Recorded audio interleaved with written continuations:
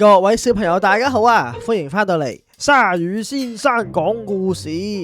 除咗鯊魚先生，今日仲有一個新朋友添。我係雨喬妹妹。今日啊，我哋會講嘅故事係我不想喝湯，我唔想飲湯啊。唔知小朋友有冇試過唔肯食嘢呢？爸爸媽媽又會點做呢？我哋一齊睇下先。食飯啦！我嚟啦！呢碗咁好飲嘅湯係俾邊個嘅呢？不過唔中意飲湯喎。嚟飲下先啦！我一啲都唔餓啊！試下啦！我攰啦。如果你唔飲湯嘅話，大灰狼會嚟食咗你㗎喎！有咩可能啫？你等一陣就知㗎啦，我數到3，1、2、3，大灰狼食飯啦！係咪有人叫我啊？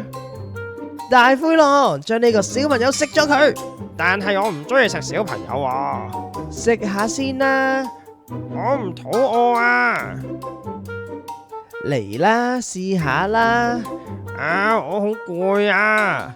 如果你唔食嘅話，巨人就會嚟食咗你噶啦！哼，巨人都唔存在嘅，你以為啦？我數到3聲，1、2、3，巨人嚟食飯啦！呢度有食物嘅香味喎。巨人將呢隻大野狼食咗佢。我唔中意食大野狼。食下先啦。哼，我唔肚餓。嚟試下啦。